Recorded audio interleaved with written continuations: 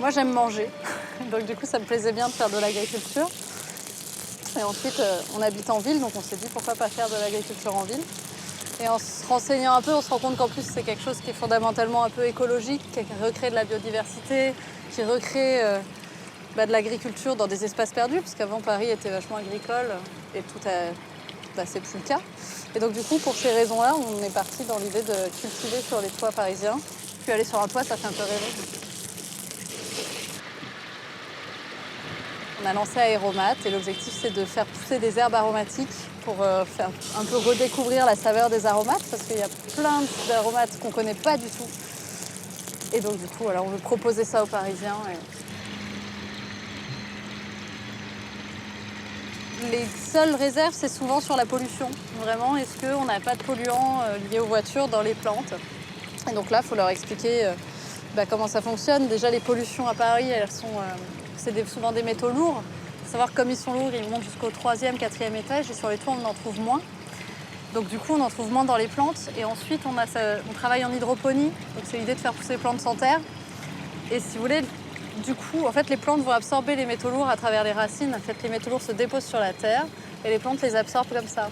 Et l'idée, c'est qu'en hydroponie, comme on a un circuit fermé d'eau et qu'il n'y a pas de terre, le métaux lourd ne peut pas se déposer. Et donc la plante ne l'absorbe pas. Enfin, ça, c'est notre théorie. En pratique, on fait quand même des analyses régulièrement pour valider qu'on n'a pas de polluants dans nos plantes. Et pour le moment, on n'a rien, donc c'est plutôt positif, quoi.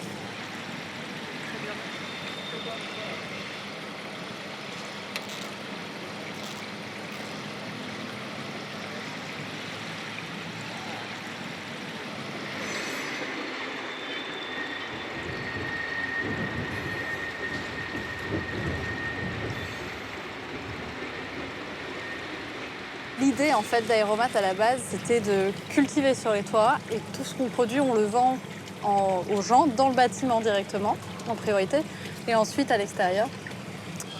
Ouais, je pense vraiment que l'agriculture urbaine a tendance à se développer énormément. Il y a plein de raisons à ça. Il y a beaucoup moins de terres arables pour les agriculteurs périurbains. Il y a de plus en plus de villes, de plus en plus d'espaces perdus.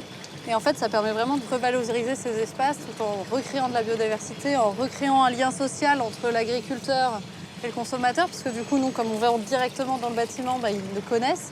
Et puis ils peuvent voir les fermes et ils savent comment ça se passe, comment c'est cultivé. Donc ça recrée un peu ce lien qu'on avait avant mais qu'on a perdu.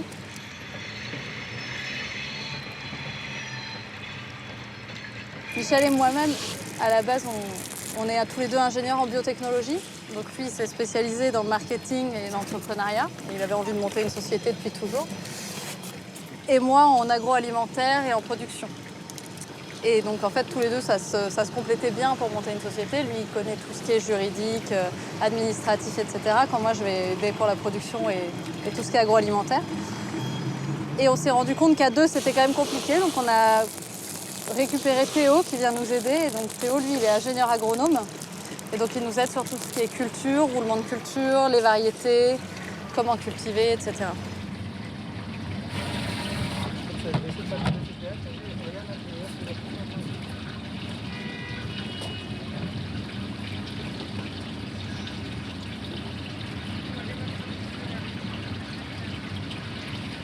la société en elle-même n'est pas considérée comme une société agricole, parce que quand on s'est créé, on était dans un vide juridique. Il n'y avait pas de possibilité d'être agriculteur si on n'avait pas une certaine superficie de terrain, notamment qui se compte en hectares. Et nous, on a 1200 mètres carrés, donc on ne rentrait pas du tout dans les cases. Enfin, on est agriculteur, donc on a les problèmes d'aléas. Si jamais il y a une tempête et que toute notre récolte s'envole, c'est un pari, quoi. 1, 2, 3. Alors allez-y. Bon, alors je vous explique rapidement comment ça fonctionne. L'eau va circuler en circuit fermé, donc on va avoir une pompe à l'intérieur ici qui va venir arroser donc au niveau des sprayeurs comme je vous expliquais. Et ensuite ça retombe par ici dans la cuve initiale. Donc on a voilà. Et donc ça tourne et ça permet d'économiser 90% d'eau par rapport à une culture en terre.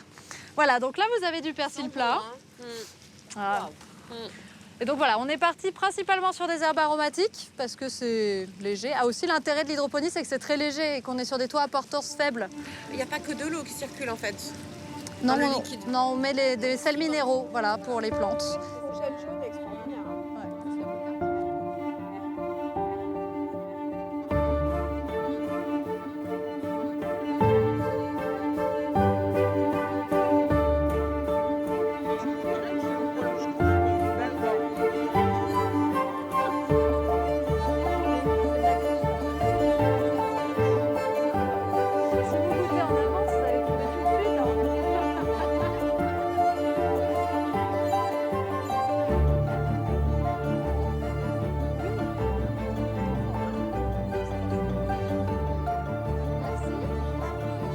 Bravo à vous pour avoir trouvé.